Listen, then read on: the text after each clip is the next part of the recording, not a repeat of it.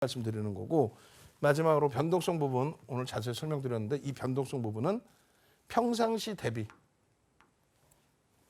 1.5배에서 3배의 변동이 나와야 된다. 이해되시죠? 그냥 밋밋하게 흘러가는 하루에 1, 2%의 삼성전자가 아니라 1, 2% 삼성전자가 움직였다면 최소 3에서 5%, 6%의 캔들 크기가 나와줘야 돼요. 그랬을 때 하락 반전이든 상승 반전이든 반전의 신뢰도를 높인다. 이 변동성의 기준 꼭 아셔야 됩니다. 그래서 이 변동성이 나오면 캔들 크기가 평상시 대비 커집니다. 당연하겠죠. 변동성이라는 거는 그 등락 범위를 얘기하니까 캔들 크기가 커진다. 캔들 크기가 커졌다는 건 뭐다? 비이성적으로 순간적으로 왔다 갔다 한 거 말고, 제대로 된 변동성은 거래가 수반된다. 그게 신뢰도입니다. 그 전제 조건이 갖추어지고 나서 그 다음 범위에, 일반적인 지금 시중에 나와 있는 건 어떻게 돼 있어요? 상승 반전이니까 하락 캔들을 예제를 넣어놓죠. 하락 캔들을 예제를 넣어놓잖아요. 그리고 이렇게 그림을 그려놓습니다. 근데 윤 정도는 벌써 이미 그 예제를 다 설정해 드린 거예요. 여기서부터 이 흐름이 어떤 식으로 적용이 되고 어떤 식으로 움직임이 잡혀질지, 그리고 매수 구간은 어떻게 설정이 될지, 그 부분은 한 템포 쉬고 집중적으로 교육을 해드릴 겁니다. 잠시 후에 다시 찾아뵙도록 하겠습니다.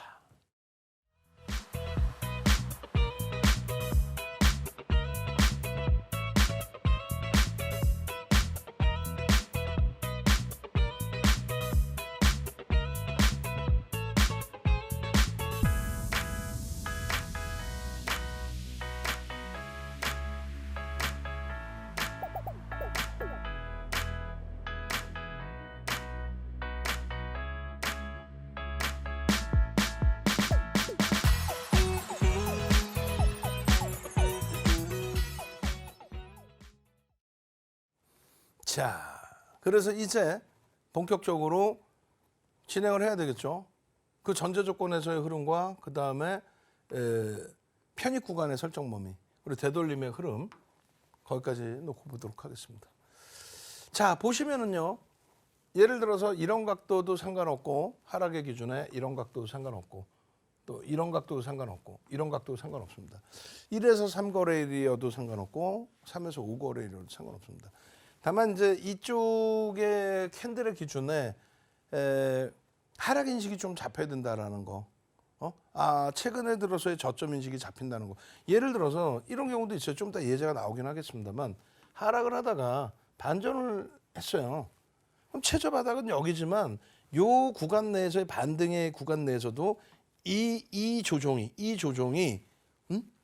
바닥으로 인식할 수 있는 변동폭의 조종이라면, 그렇다면 여기를 다시 바닥으로 인식 잡아도 된다는 거예요. 무조건 여기서만 다 잡는다, 그건 아니죠. 중간에 어떤 패턴이 또 떠준다면, 그러면 뭐 그 기준에서 봐야죠. 장악형의 기준은 기준봉을 어디로 잡아요? 장악형의 기준은 기준봉을 얘로 잡습니다. 얘가 기준봉이에요. 그러면 우리가 얘기했을 때 변동성을 1.5에서 3배라고 그랬잖아요. 너무 비이성적으로 변동성이 나오는 것도, 그것도 신뢰도가 오히려 떨어집니다. 뭐 예를 든다면은 평상시 이렇게 흘러가다가 어느 날 이런 거 있잖아요. 갭상승 빵 나오고 그냥 장땅봉 이따박하게 나오는 거. 그런데 이거를 주봉이나 월봉으로 보면은 뭐 장악형이나 잉태형이나 이런 경우가 나올 수 있단 말이에요. 잉태형은 좀 그렇죠. 이 양봉이 있으니까. 결론은 비이성적으로 형성된 패턴의 신뢰도는 좀 떨어질 수밖에 없다. 오히려 적절한 크기의 기준 1.5에서 3배. 그래서 뭐 1에서 3거래일은 바닥 인식을 잡을 수 있는 구간, 그리고 여러분들 종목이라고 인식을 하셔야 돼요. 여러분들 종목이 그렇다고 이게 뭐 요만한 캔들이다 그러진 않아요. 이 캔들의 기준은 평상시의 캔들 수준이면 돼요. 그거보다 조금 더 크더라도 이상할 건 없습니다. 그렇게 해서 여러분들이 갖고 계시는 종목인데 조종이 나왔어.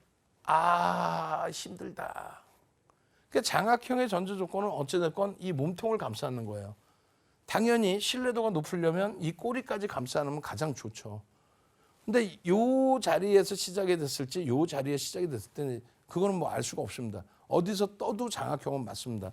요 부분만 감싸 안는다면 결론적으로 만약에 이 개파락이 지금 요 종목 요 패턴에서만 기준을 잡으면요. 종가가 여기란 말이에요. 그죠? 시초가가 여기란 말이에요. 처음 시작한 가격이. 여러분들이 캔들 기초부터 배우셔야 된다는 얘기가 이걸 딱 봤을 때 와, 힘의 크기가 어마어마하구나 이걸 느끼실 수 있어야 돼요. 그냥 이렇게 보면 안 돼요.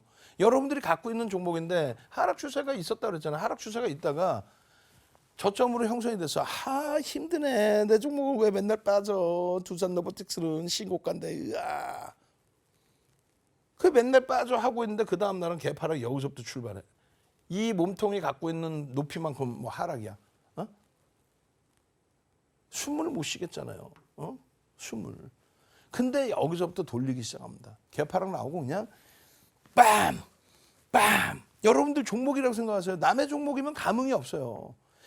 빠빠빠빠빰 빠빠빠빠빠 막 그냥 들어 올리는데 이 캔들의 크기가 보통 때 대비 1.5배에서 3배. 얘는 조금 작을 수도 있지만 얘도 뭐 크더라도 이상할 건 없다 그랬어요. 하여간에 요 앞에 캔들을 감싸 안는 기준. 그 기준이 설정이 돼야 된다는 거예요. 요 기준이. 그래서 앞부분에서 설명을 이 변동성과 요것만 잡아드렸는데 요 내용을 지금 다시 설명을 드리는 거예요. 요 내용을.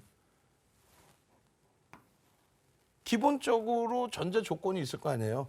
그러니까 1차적으로는 요 캔들의 요 몸통 있죠.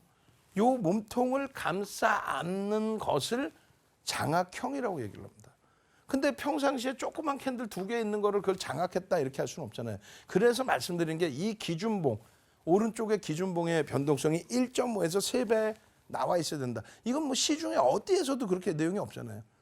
그러다 보니까 그냥 아무렇게나 생긴 캔들 2개 생기면은 장악형인가? 그렇게 해서 들어갔더니 신뢰도가 떨어져서 그냥 추가적인 조정이 나오는 경우도 있을 수 있고. 그러다 보니까 캔들 하나도 안 맞아 이럴 수도 있고. 그게 전제 조건 명확히 해야 된다는 거예요. 요 기준에 몸통을 감싸 안고 당연히 꼬리까지 감싸 안는다면 신뢰도가 더 높고요. 그리고 요 기준에 이걸 감싸 안는 이 기준봉 캔들이 최소 변동성이 평상시 대비 1.5배에서 3. 삼성전자다. 하루에 1, 2%, 2% 움직였다고 치고 그러면 최소 3에서 6%의 캔들 크기가 나오면서 얘를 감싸 안아야 그게 장악형이다. 이렇게 되는 거예요. 그게 장악형이다. 이렇게. 자, 그러면 이 장악형이 떴을 때 편입의 기준은 어떻게 될까? 편입의 기준은. 그 기준은 이렇게 됩니다. 이 시작 가격이 이 밑에서 여기서 시작할 수도 있고 뭐 여기서 시작할 수도 있고요. 여기서 딱 붙여가지고 시작하는 경우도 있을 수 있어요. 어디서 시작을 했던 간에 얘를 감싸 안고 장악이 됐다라고 한다면 요 라인이 장악형의 기준입니다. 그러면 이 장악형이 떴을 때 편입의 기준은 1. 요 라인을 1번 봉의 시초가를 넘기는 흐름을 편입의 기준으로 설정한다. 2. 나는 조금 더 보수적이야. 완벽한 걸 좋아해. 내가 분명히 기억하는데 음봉의 윗꼬리는 몸통이라 했잖아. 윗꼬리까지 싹 다 감싸 안으면 난 들어가 볼 거야. 오케이. 여기가 2. 이해되세요?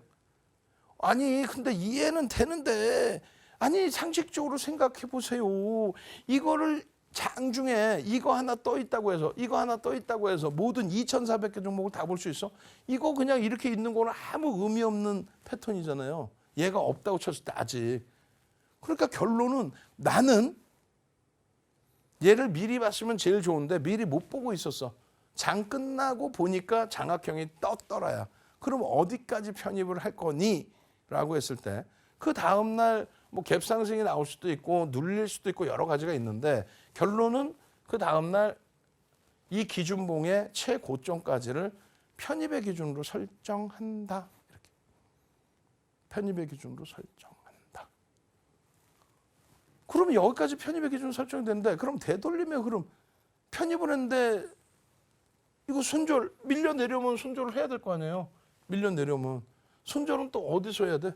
어디서? 손절 범위 어디서? 이날 들여다보고 있었다. 첫날 운 좋게 우리는 원래 들여다보던 종목이라 들여다보고 있었다. 그럼 어떻게 해요? 요 라인이 이탈되면 훼손되는 거죠. 혹은 아니 난 여기서 잡았는데요. 그럼 요 라인이 이탈되면 훼손이 되는 거죠. 장악형이 아닌 거잖아. 여러분들 기준에. 요 라인이 이탈되면요. 이건 완벽하게 장악형이 아닌 거죠. 저 라인이 이탈되면 정리. 그럼 또 막 이렇게 질문해. 여기서 계속 왔다 갔다 하면 어떻게 해요? 그럼 보유하는 거지. 보유했다가 밀려 내려와서 편입 단가 대비 뭐 3% 밀리면 손절을 한다든가 그 기준을 설정하면 되죠. 아시겠어요? 오케이. 그럼 나 이날 들어가서 정리를 기준을 잡았다면 저렇게 정리하면 되는데 아니 나는 이거 완성되고 나서 들여다봤어요. 그러면은 여기서 내가 편입을 했어요. 했는데 음봉으로 내려와. 음봉으로 편입을 했더니 하필이면 내가 사면 무조건 고점이야. 음봉으로 이렇게 내려와. 그럼 음봉으로 내려오면 이제 기준봉은 어떤 게 될까요? 원래 기준봉도 얘였지만 얘의 기준에서 여기를 넘길 때 장악형이라고 그랬잖아요. 그러면 완성이 되고 난 다음에 기준점은 어디가 잡혀요? 그렇죠. 요 양봉의 절반. 요 양봉의 절반을 기준점으로 설정합니다.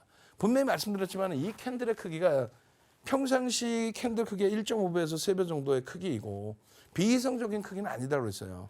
그럼에도 불구하고 비이성적이까지는 아니라고 생각했는데도 불구하고 이게 뭐 예를 들어서 12%짜리 12%가 그렇게까지 비이성적이지 않을 수 있잖아요. 평상시에 막 3, 4%, 4, 5% 움직이던 종목이 있다면. 뭐 예를 들어 12%인데 절반 6%를 보기에는 좀 불편할 수 있죠. 뭐 분할 매수해서 뭐 6%거도 상관은 없습니다만. 그래서 이럴 경우의 기준은 병행을 할 수 있어요. 적절하게 내가 한 3% 손절하고 싶은데 6%는 너무 멀다. 그럼 요 라인 혹은 3분의 1 라인. 그럴 때 3분의 1, 2분의 1이라는 걸 설정하는 겁니다. 그 실전 필살기 갑자기 복잡해졌어요. 그럼 노란톡으로 오셔가지고 추가 교육 마저 받으세요. 장악형은 그러면 어느 정도 마무리가 됐어요. 복습 여러분들이 하시면 되는 거고. 그러면 장악 확인형은 어떻게 될까요? 장악 확인형. 장악 확인형도 똑같습니다. 편입 구간과 차익 실현 범위를 논하는 거잖아요. 편입 구간의 기준은 장악 확인형의 기준은 어디까지?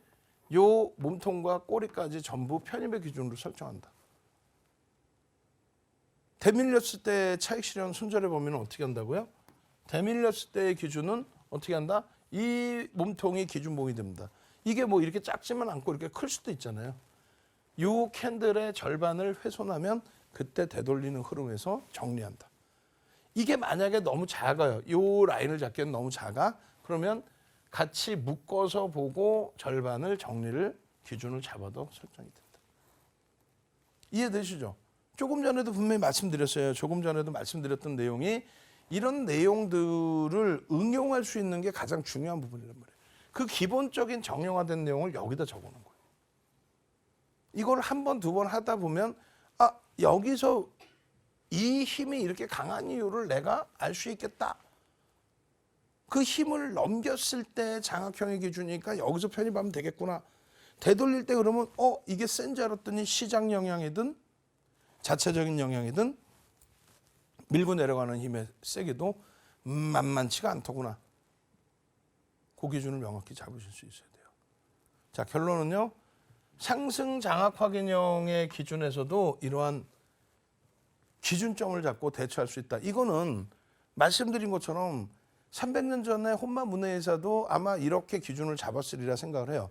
그런데 이런 자세한 디테일한 내용은 오픈한 게 없습니다. 두 번째 기준은 80년대 중후반에 스티븐 니슨이 전 세계로 뿌릴 때에도 혼마 것을 뭐 높이 평가해서인지 모르겠지만 그 내용만 전파를 했어요. 윤정도의 기준은요. 지금 현실에 오늘날에 맞게 제대로 된 정형화된 자료를 가지고 이것을 만들어 놓고 벌써 만든 지가 뭐 10수년 되죠.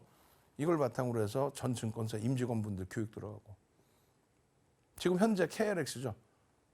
증권선물거래소에 2005년도에 초청 강의해서 교육하고 지금은 그 도서 교육 자료 내용들을 여러분들께 전부 무료로 드리고 있습니다. 자, 교육 자료 받으시고 도서관권 통으로 받으시고 기초부터 실전까지 열심히 공부하셔서 수익 내실 분들, 또 공부해서 내 걸로 만들기 전에 수익부터 내셔야 될 거 아니에요. 그러신 분들은 QR코드 찍고 노란톡으로 오셔야 됩니다. 노란톡으로 오실 수 있는 방법 화면을 통해서 알려드립니다.